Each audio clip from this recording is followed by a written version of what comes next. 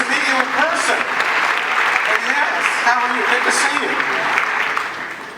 We have, I kind of set it up there for you. I didn't give away too much, I don't think, about the story. I said Elvis is drafted and goes off to boot camp and encounters your father.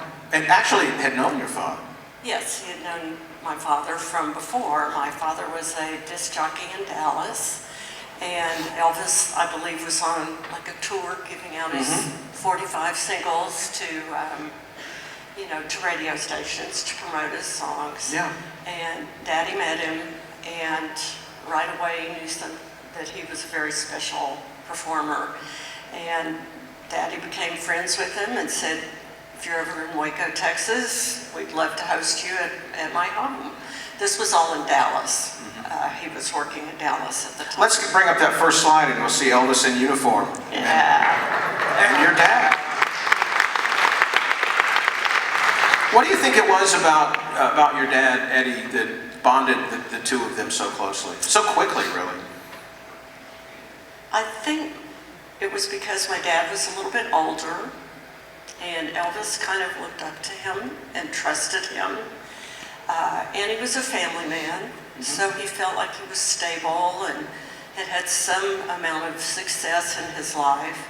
And Elvis looked up to him, was my understanding at the time. Yeah. And there's another image here. Let's go to this one. The one, this became a very famous photo that sometimes your dad's in it and sometimes he's kind of... Yeah, Daddy remarked that the AP wire put this picture out but cut him out of it. And it was his very first picture ever taken with Elvis. And so he was pretty disappointed that they published it without him in there. Do you know where this was taken? Where was this? This was in a little restaurant in Oak Lawn, Dallas. They had been shopping. And Elvis had just bought the hat and some shirts, and someone had called in and reported that Elvis was there, And so Elvis had gone in, he was having a bowl of chili and some saltine crackers, and a reporter just came in, and said, can I get your picture, So he got his picture right then and there. And then they made a little story about Elvis being, shopping on Oak Lawn. Yeah. Now that was the Dallas years. By the time Elvis gets drafted, where is your family then? We're in Waco. In Waco, yeah. Yeah, I like that. We were in Waco, and Elvis was stationed in Killeen, which is just about 40 or 50 miles from Waco, and he was at Fort Hood, and he was there for his basic training. Right. And he would do anything to get away from the base sometimes. Yeah. Legally. It was all cool. No, he liked to have downtime, because there were always people around him and trying to get something even, in the Army. And so one day he shows up out of the blue during the week, and he has a little bandage on his finger, and he said he had gotten hurt in camp that morning, and he had to take the day off, so he brought all his friends, and his girlfriend Anita Wood was with him. She was just a lovely lady. Elvis had a tendency to kind of just drop in on your family. So. Yes. Yeah. Yes, he would. And while he was there, and this is one of the parts that I'm so excited to tell your family story. I mean, some people know about it, but I just love sharing with these fans that you guys have home movies with Elvis. Yes. And we have a few of those. Let's roll this first one here and see what we have. Looks like I saw that hat. This was the very first time that Elvis had visited us. And I was just a little, you'll see me, I was just a little bitty thing. And what I remember most about this evening, because I was so young, was that there were all these people in the house. It was late at night. There was smoke in the air, there were people just everywhere in the house. And it was after one of Elvis's concerts in Waco. Daddy had gone to the stage door, and said, you know, I'm friends with Elvis, and they go, yeah, sure you are. And he goes, no, I really am. And he goes, go get him, and he'll, you know, tell you. So Elvis came to the store, side door, stage door, and said, come on back. So after the show, he and his band came to our house. Yeah, and that brings us to our next, I'm not sure the timeline, but Okay. I think we're Army now. Yeah. This was the day Elvis had hurt his little finger, and you can see he has a bandage. And he goes, yeah, I can't do the job today. I've hurt myself. So he was still in uniform. All his buddies were in uniform. Anita was with him. And my mom had put out some little snacks for people, cheese and crackers and pickles and olives and just whatever she had. And there's, so pretty. Well, he can't do Army work with a broken little finger, but everything else. Oh, and there's my kiss.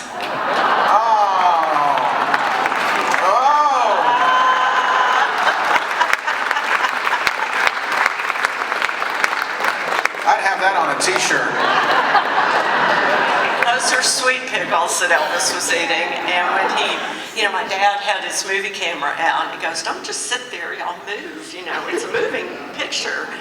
So that's why we waved. And then Elvis, kissed me, and his lips, I know this is weird to say. Not here. Hey, I was only 5 years old. Okay. His lips were like wet and cold from the cold pickle, the sweet pickle, and it felt kind of sticky. And so, you see, I put my shoulder up. It was like after I got off the camera, I wiped it off. You lost the audience right there. You just lost the audience. I love your family story because he seems so comfortable knowing that there's a camera there, and knowing and kissing Anita and kissing you, and just safe with a normal family. I mean, there was a part of him, I think, that was very comfortable at a time that he must have been thinking, am I going to have a career when I come back? I mean, because there's Am I going to have to what? I'm sorry? What did you say? I said about having a career. He didn't know if he would still have a career when he came back. So there's a pressure on him, even as he's relaxing with you guys. Now, the next one of the world's greatest singers, if there's a piano in the room, this is going to happen. Aww. Yes. Our piano was located right in front of our front door of the house. And we had no air conditioning then. It was springtime, so the front door was open, the back door was open so that some air would come through. Wow. And Elvis was sitting there playing the piano right inside of our house, just a few feet, from our front porch. And people in the neighborhood and people in Waco that knew that Elvis visited our home would watch for the cars to come park along the street. And when they saw them, they would start coming in from just everywhere, And so there were people that were sitting on the lawn listening to Elvis play. And then some of you may know that he added on a room or enclosed a room of our house. It was an old porte-cochere, which is like a carport back in the old days. Mm-hmm. And he enclosed that to make a little private area for Elvis. And kids would come from all over Waco and climb up on that roof because it was a flat roof. And they'd like stomp and try to get in the windows and see in the house. And it was crazy. We had to unlist our phone number. Wow. Now, next up, let's go to your den. Okay. Pink and black were Elvis's favorite colors at the time, so those are the colors that Daddy used to decorate the little room I was just telling you about. And he always had Elvis's favorite cigars there for him to smoke. I think they were little Tiparillo type of thing, yeah. You can see the picture of Elvis in the background and my father as a DJ in the middle. That looks like the hat that they bought in Dallas all those years before. Uh-oh.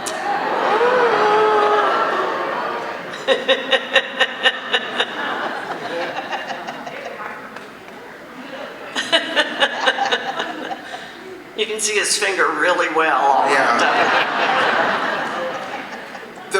The interesting thing about your family is this story was almost kind of unknown, except I guess just locally, you know, to people there. Tell us about your website and the Elvis House. Oh yeah, right. Yeah. Well, the house that Elvis visited in Waco, we have turned, my brother owns it, and we have turned it into a bed and breakfast. And I tried to go back in and furnish it, you know, in the 50s, 60s style as much as I could, and repainted the pink and black den back to pink and black, and staged it with furniture the way it was when Elvis was there.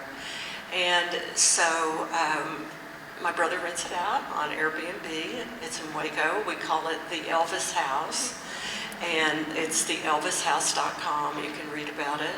Yeah, it's a wonderful website. You have little clips and news stories and clippings about it and photos. And I'm going to be in Waco in a month or so. There's an Elvis festival coming to Waco. Yes, I don't know in if you know October. about it. Yes. Right. So be on the lookout. Yeah. We're going to have to have you come over to the Elvis Festival and tell your story there. We've got some Elvis fans. So look out, Waco. We're on the way. Right. One more clip I've got right here is Okay. this little birthday cake.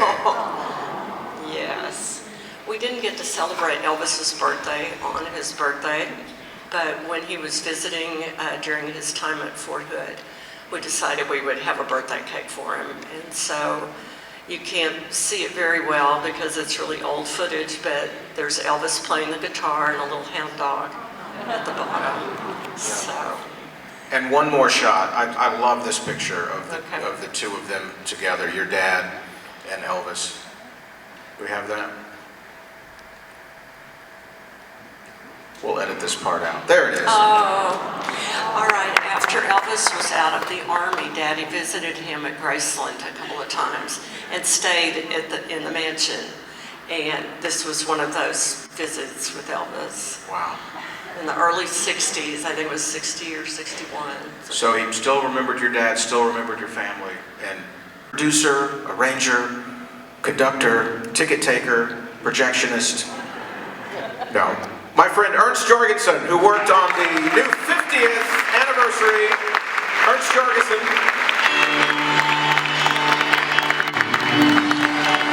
Wow.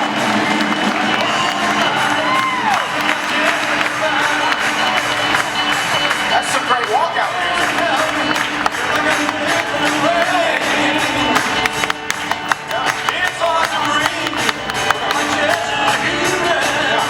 Oh, look at this. Oh, I remember the day I bought this in 1974 with that little... Oh, you weren't born then. Oh, yes, I was born then. Me and my family and my kids went to the record store and picked it up, and then I went to pick my son up at high school. First of all, I find it interesting because I did start doing some research when this anniversary approached. Before we start talking about the music of what you did from the tapes, take us through the timeline. I mean, the concert happens in January, and the album came out pretty quickly. Well, it came out as a worldwide release within weeks, also in America, but obviously without the support of the TV special America that wasn't shown until April, it had a more precise impact around the world because, you know, you saw the TV show and it was there 2 weeks later or 3 weeks, whatever it was. So that was a rush release, but RCA already knew how to do that because they'd done the same thing with Madison Square Garden. Exactly. Where the idea was to get Square Garden out before the bootleggers got it out. But the other thing about Aloha is, I mean, you could look at it in isolation. To me, it's maybe the ultimate triumph of Elvis's career. if you go back to 68, Live a Little, Love a Little flops, A Little Less Conversation get to 70 on the charts. It was an absolute low point. And from then on, 68 TV special, Memphis 69, Live in Las Vegas, That's the Way It Is in 70, 4 sold-out concerts in Madison Square Garden in 72, and Elvis on tour, and then this. Yeah, that's right. And though there has been the legend, and obviously part of the legend is true, the legend that it didn't air, the Aloha did not air in America on that Sunday night because of the Super Bowl. In fact, Elvis on tour was still in the theaters, and they kind of didn't want both of those like out at the same time. So one of the things that a lot of us don't remember is that that TV special in America didn't come to television until April.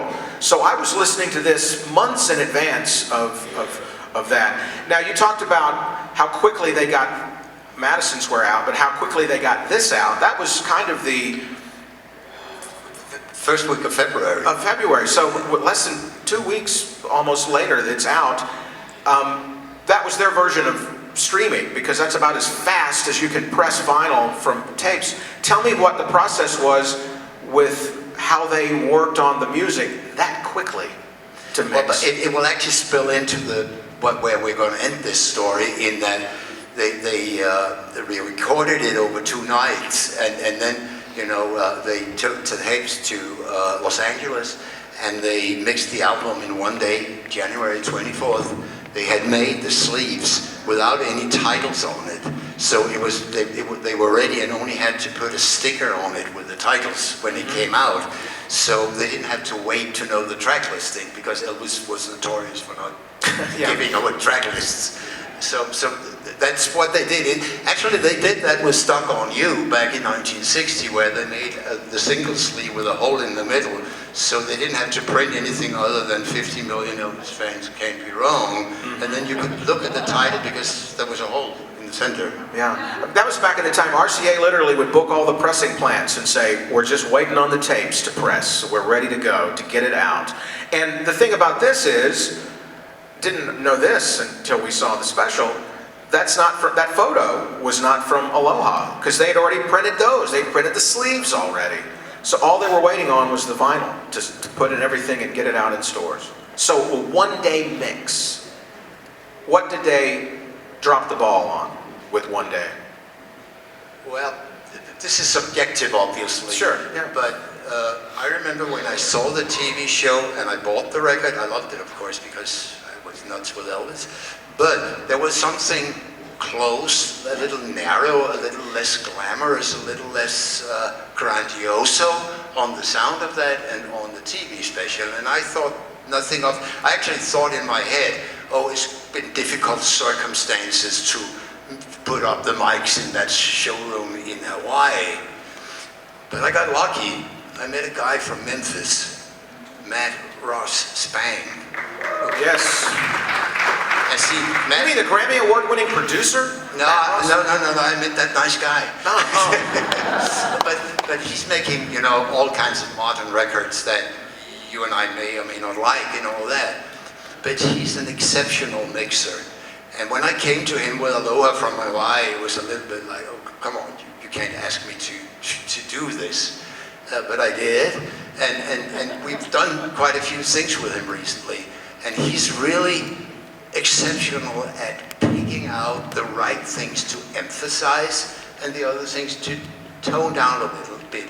It's so little detail that most of us wouldn't recognize it if we just saw him do it. But when you get to the final result, you suddenly have, as he would always say, I start with Elvis's voice. I have one thing that's more important than anything. I want my hero, Elvis Presley, to sound as good as he can. The thing here is that his voice sounds so much better on this new 3 CD, 1 Blu-ray release we've done, that it's almost like hearing the whole thing from start again. And he builds it up so instead of spending 1 day mixing the entire album, he spends 1 month mixing the stuff. Yeah. And then obviously with new technology, a man with better ears, and then this kind of attention to it, you can do better. Yeah. And he has done so much better. So if you have Aloha from Hawaii at home, you should seriously consider, if you don't want to hear it, sounding much, much better. Here's an example. We've got the song Something that you sent us. Yep. What should we listen for as we listen to this? What did you guys do? What did Matt do to this for us to listen for?